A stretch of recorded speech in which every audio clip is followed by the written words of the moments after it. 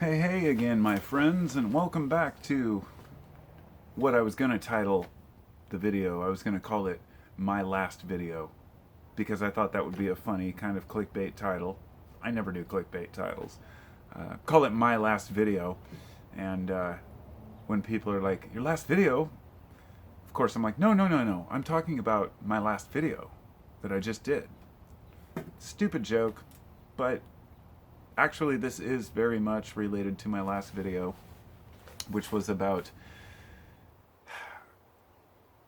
I don't know what I titled it, but it was along the lines of life changes. I think it was life changes. And lately, in the last few months, I've been making videos that I upload, and then just as they upload, I keep it on unlisted until it's uploaded, and then I figure later in the future, maybe in a week or two or a month, I'll go back and look at the video and then add, the features. Because in the YouTube studio, you can add shit later. I just don't care. My point here is that I have really not a lot of patience for doing a whole bunch of fancy editing and adding a bunch of clips and this and that. I've learned how to add links. I know how important it is to share in videos if you want people to watch your channel. But as you know, my channel is not really about clickbait or views. I've had quite a few people give me shit for the video I did recently about audio files and how ridiculous speaker cables are. The prices people are willing to pay for power cables. And I got a lot of flack, and continuously every day, that video's got thousands of views. But most of the videos I make only get maybe 300 views, which honestly, that means to me that the people who watch those videos, they're the group of people who actually get those videos are people who are subscribed to my channel and are interested in what I have to say, okay? And I appreciate that, because I know that my video titles, I've learned to a lot of them I don't even capitalize or the title or anything. I just enter it on my phone and I'm just like done with it. I say what I had to say. But it's weird because the way that I'm perceived by other people, I don't know. Anyway, it's always different than what you think.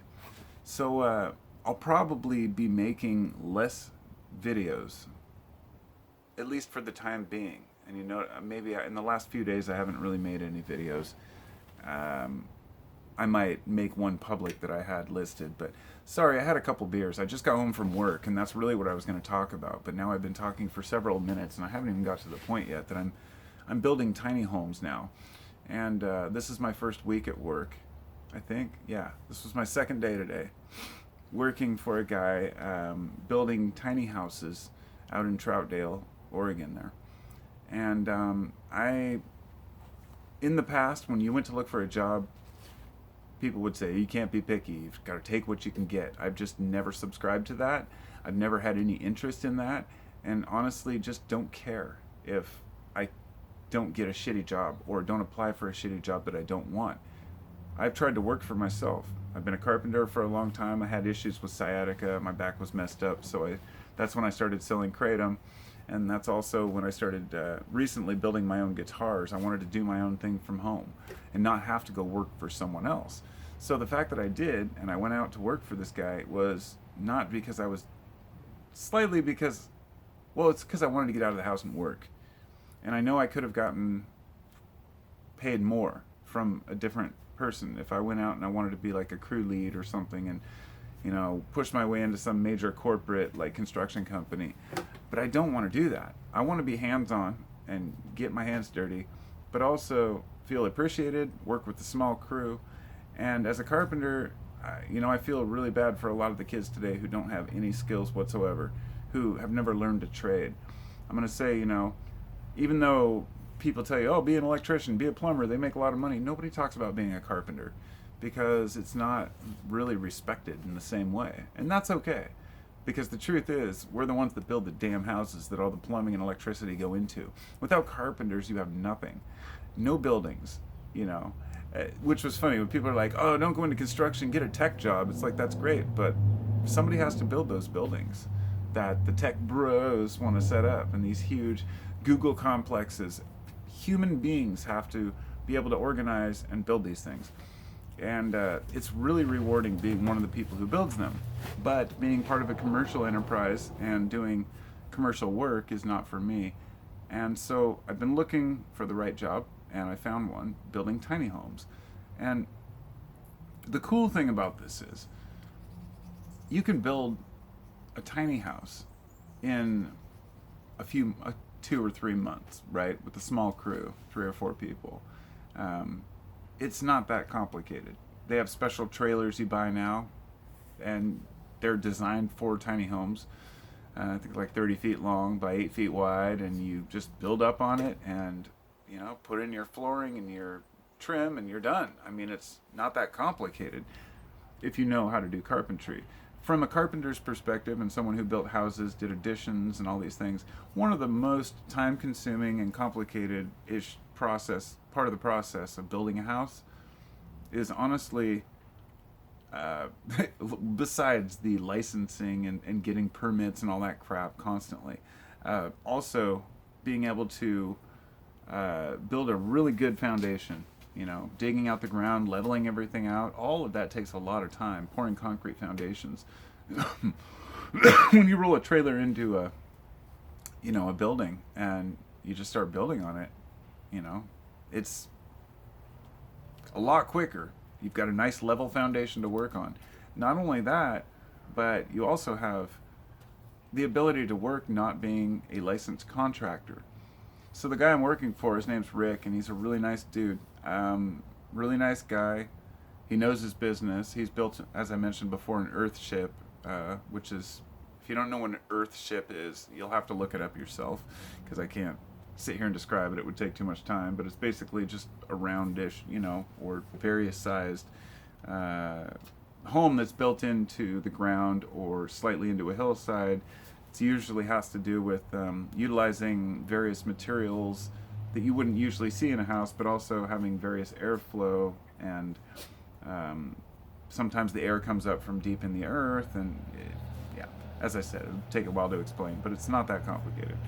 And he built one out east of here, eastern Washington, and then he, you know, moved out here and decided to build tiny homes, moved back here, I guess, and so he has one guy that works for him, which is, I mean, let's put it this way. Both of the dudes that work there have long hair and tattoos and earrings and shit. So it's not like it's some stickler, stick-in-the-ass type people. I can't work for guys like that.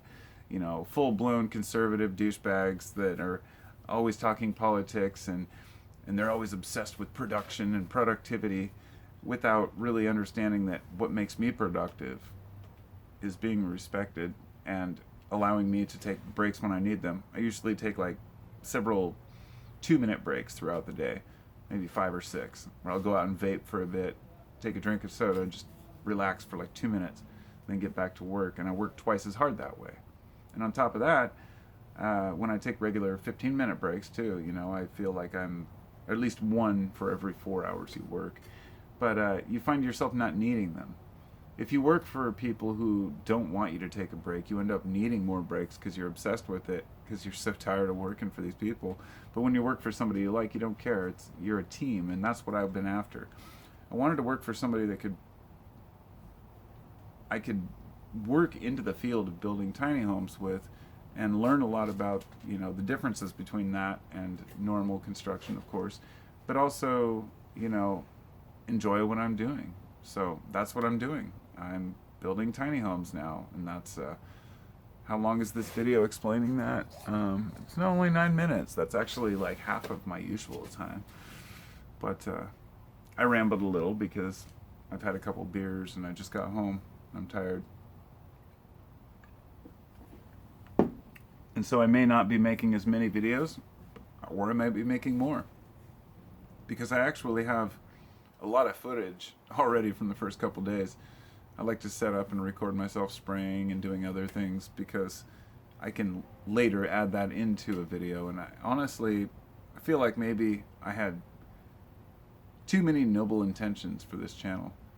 I have hundreds of hours, thousands of hours of video that I've taken from everywhere from nature hikes to building guitars and I just can't put it all together into a coherent, video. I wish, it's almost like I should just send all the clips to other people and hire a professional, to put the shit together into a coherent, functional video, because I'm not very good at that editing stuff. But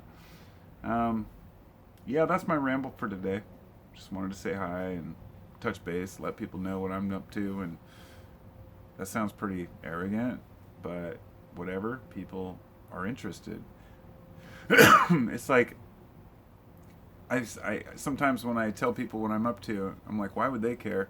But at the same time, I actually care what my subscribers are up to. I have a few subscribers that have, I know a little bit about their personal lives, and we've talked. Like Chris, he has one of my subscribers named Chris has I believe he had brain cancer, and he has a podcast about it, things like that. And you learn about the people that listen to you and listen to your channel, but it's still weird. There's that barrier. I can't see you, so I forget, who people are if they change screen names. It's really hard for my brain to work that way and remember all that stuff, but I try. And YouTube over the last 12 years has become a way for me to express myself and at the same time interact with people around me, and even people from very far away. It's a small world, So thank you for being there and giving a shit, I guess. And I do my best to answer all questions and comments when I can. So I appreciate you all too. I don't just, as I mentioned, I made the audio file speaker cable videos the other day, and somebody left a comment, something like, well, I know you just did this for views. It's like, actually, I did not know I was going to get 4,000 views on a video I just made about speaker cables. I was like, I'm just trying to save people $5, from going out and buying something. I'm like, electricity is electricity. Spending $20,000 on a power cable coming from the wall to your stereo is not going to change anything. That was my main point, really. And hundreds of people came trying to, justify their purchases of these expensive cables, but totally getting off topic and saying, you don't know what you're talking about. You don't know music. You just don't know sound. And it cracks me up every time, because the funny thing is, if I'd made this video years ago, I probably would have been offended or bothered or felt like, actually physically bothered. But right now I just enjoy responding to people and telling them they're wrong. Not because I enjoy telling them they're wrong, but because I don't take things personal when people say I don't know what I'm talking about. Because I've learned one thing in all these years I've been on Earth. I know everything I'm talking about. I know everything in the world. There's nothing I don't know. I am completely all-knowing, omnipotent, and perfect in every way. Prove me wrong. Talk to you next time.